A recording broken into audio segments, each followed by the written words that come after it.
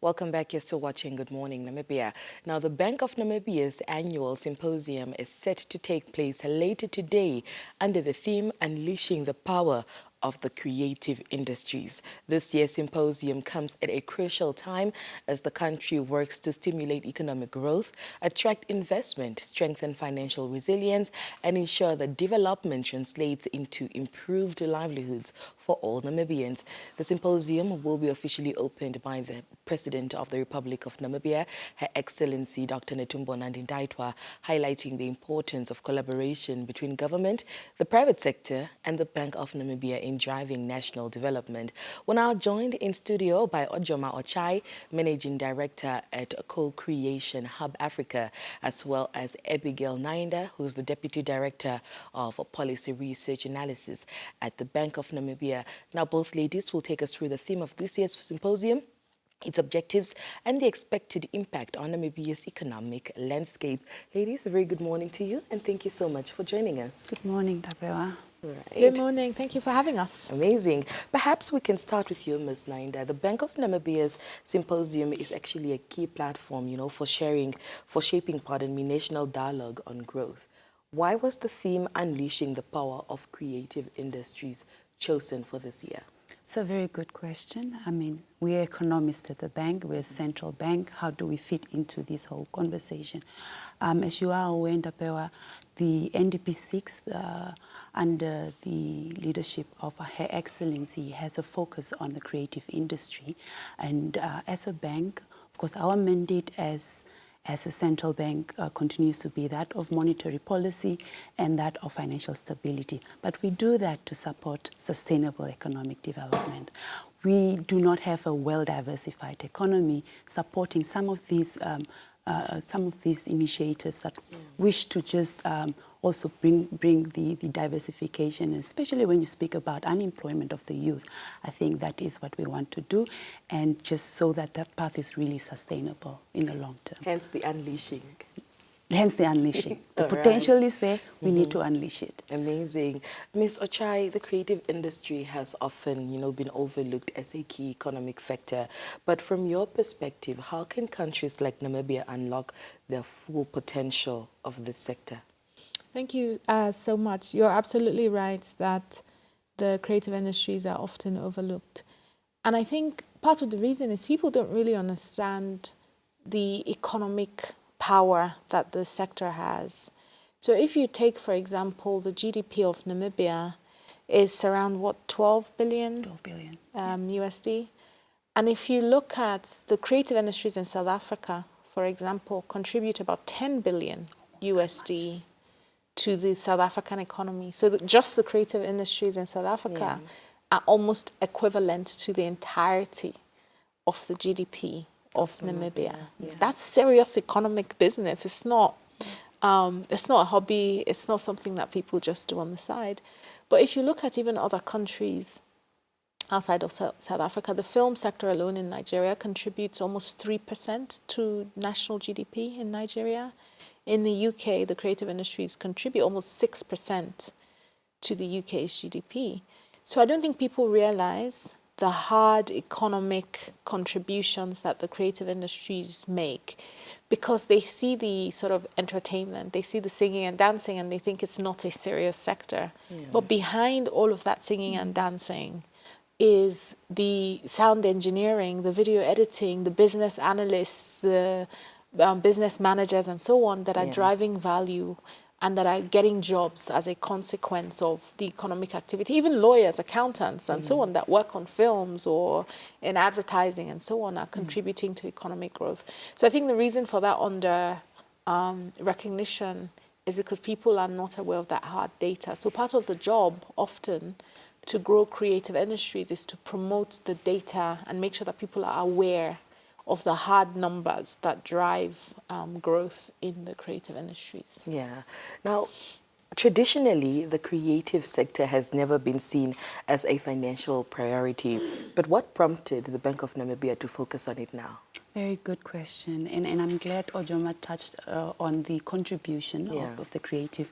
I mean, if you bring it back to the Namibian context, very small, but also potential for growth, currently sitting at 1.5% of GDP. I know our ambition is to reach 3%, so double that by 2030. So what can be done? Funding is an issue. There aren't really targeted funding specific for the creative industry. So looking at what can be used in terms of intellectual property as collateral, but not your traditional collateral like land and capital. So I think specifying the needs of the industry just for that funding to unleash it. That's one. Ojoma also touched on the data issue. We do not have measurements, good measurements, at least in the country, on what the contribution is. There is a potential that we are understating that. So all of us have, as stakeholders, whether it's at the central bank, at National Statistic Agency, where we need to measure the industry fully and represent it. And that also brings us into targeted interventions when we have the right data. Amazing. Yeah. Let's talk about Co-Creation Hub. You've worked across, the African continent, promoting innovation and also just technology. How do you see technology intersecting with creativity just to create sustainable economic opportunities? So at the moment, it's impossible to distinguish between what is the digital economy and what is the creative economy.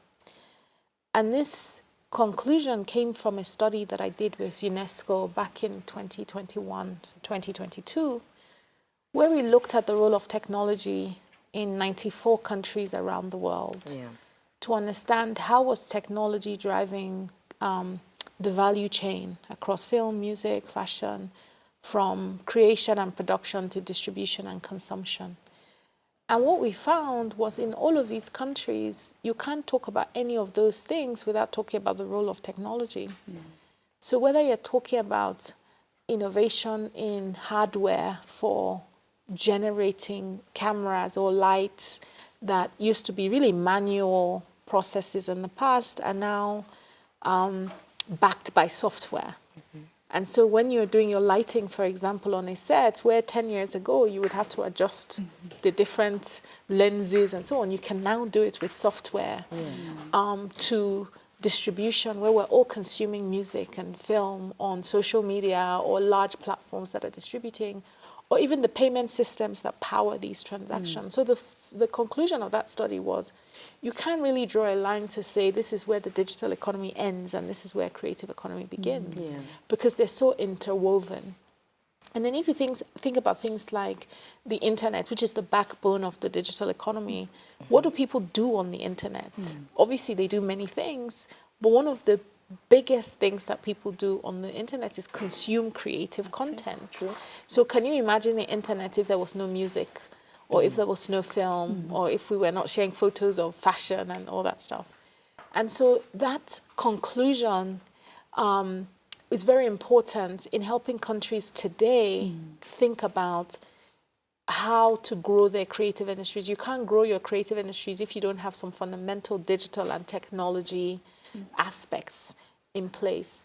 And then before we even talk about generative AI and its absolute disruption of what it means to create content, I think that will take us even a step further. But at Co-Creation Hub, what we're really clear on is technology will drive growth in the creative industries, and it's disrupting everywhere, which gives us a unique opportunity in Africa, because we don't have the burden of the legacy infrastructure before all of these technologies came into place. And so we have a rare opportunity of a lifetime, of many lifetimes, to leverage this opportunity that makes the entry barrier lower, makes it easier to create, makes it easier to distribute, makes it easier to monetize.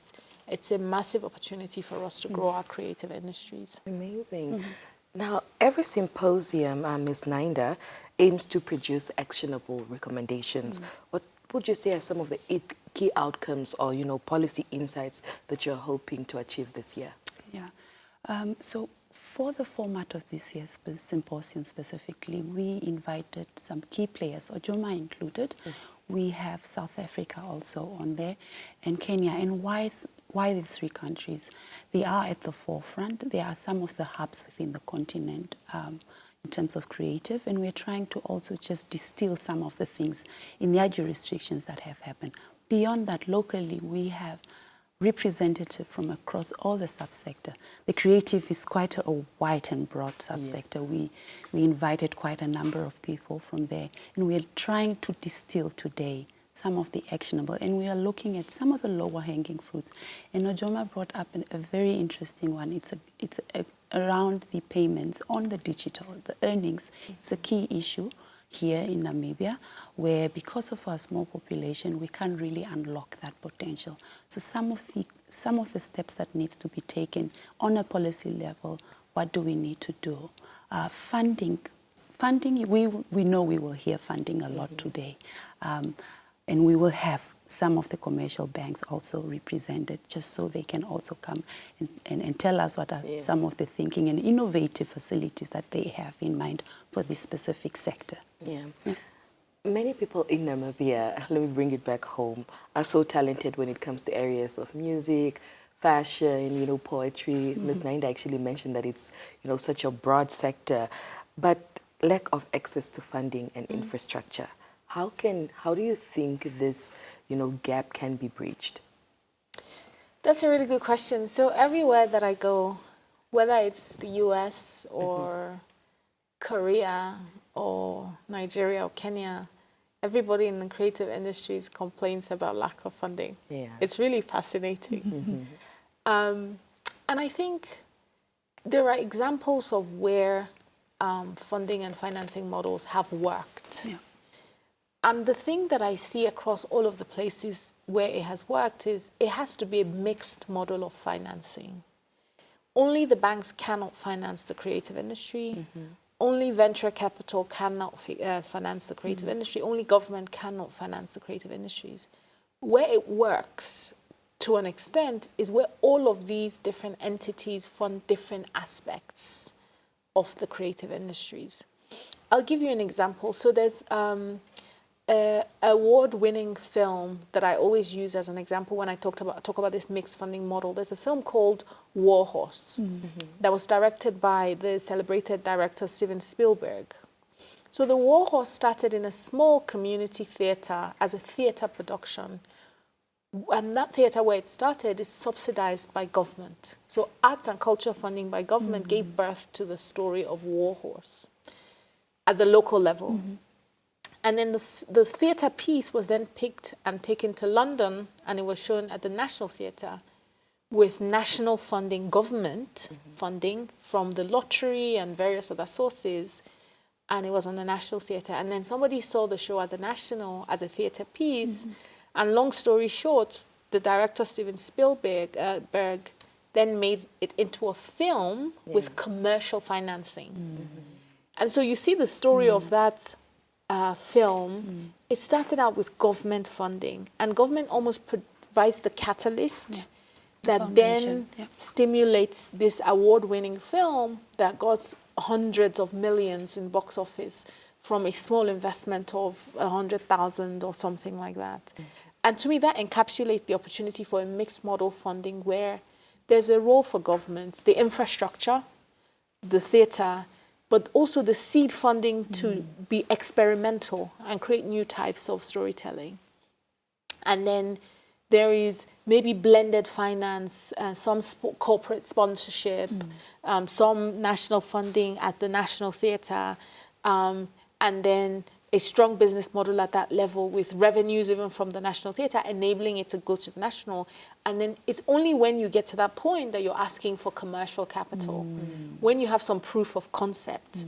And we know that this work has an audience. That's when you start to tap the banks. That's when you tap to tap the venture capitalists. That's when you start to tap the impact financiers. So I think unless we have all those aspects financing, not any one of them will succeed if they try to do it on their own. So a mixed model is the short answer, where different entities fund different aspects of work in the sector. Amazing. In Namibia, how can collaboration between the government, private sector, and also just the creative themselves translate into tangible economic outcomes? If you could perhaps just add on to that. Very interesting. I don't want to take away from what Ojoma said because, I mean, I think, again, the stakeholders that you speak of need to come to the table. Having it in the NDP 6 at that level is a commitment by government. The private sector will have to come in, of course, the funding aspect, providing some opportunities in terms of employment. In fact, the sector, employment is cross-cutting across all sectors. You find in the Bank of Namibia, we've got creatives, you know. Everywhere you look at, there are creatives. In the education sector, there are creators. It's just a matter of us starting to really realize and recognize that. Yeah. Another thing that comes to mind as well is the skills issue and mentorship that hasn't really been enforced at foundational level when it comes to the creative. And that's something that I think the Ministry of Arts, the education sector is really looking into in terms of how they've also reorganized and refurbished them. But everybody, you are right, has a role to play in the economy. And if we pull together, whether it's for the funding, whether it's for the sector to have representation, whether it's mentorship, I think all of us as players in the economy have a role to play. Yeah. So today is D-Day. For those of our viewers who are watching now and would perhaps also want to be part of the symposium, how can they go about it? So unfortunately, if you haven't registered, you can't go in person, but we are live streaming it on the Bank of Namibia page. And this time we also have some exhibitions that will be ongoing as the program is proceeding. Yeah. We have 15 exhibitors that will be showcasing their goods and services at the venue, but all of this will be available virtually through the bank's social media pages. Amazing. Yeah. Perhaps before we let you go, Ms. Ochai, what can Namibia learn from other countries when it comes to the creative industry? I think there's two things. There's a bottom-up and there's a top-down approach. And different countries adopt different approaches. In Nigeria, for example, where I'm from, it was very much bottom-up, where citizens, particularly in the film sector, innovated, were entrepreneurial, and created the what we now know as Nollywood, which is employing about 2 million people, contributing almost 3% to GDP. It was very much a bottom-up approach. So I think in terms of what needs to be done, the energy of the sector can propel growth. In actually sticking with Nigeria, another example that's top-down that not a lot of people know about is Afrobeats. Even though it came from activity of talented musicians, the origin can be traced back to a policy of government, where in the late 90s, there was a policy around local content on broadcasting. And so there was, I think it was a 70% local content act that meant that radio stations had to play Nigerian music. Up until that point, I grew up in Nigeria listening to American R&B. Yeah. But up until that point, there was no demand for Nigerian music. But when that law was made, radio stations had to go and find Nigerian music.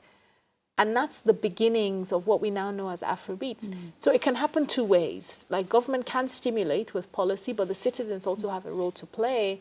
And from these two examples, you can see that both work. Yeah. Both can lead to the same destination. Yeah. Well, ladies, thank you so much for joining us this morning. All the best with the rest of your stay in Namibia. Thank you so And much. all the best with the symposium. Thank you. Thank you. All right.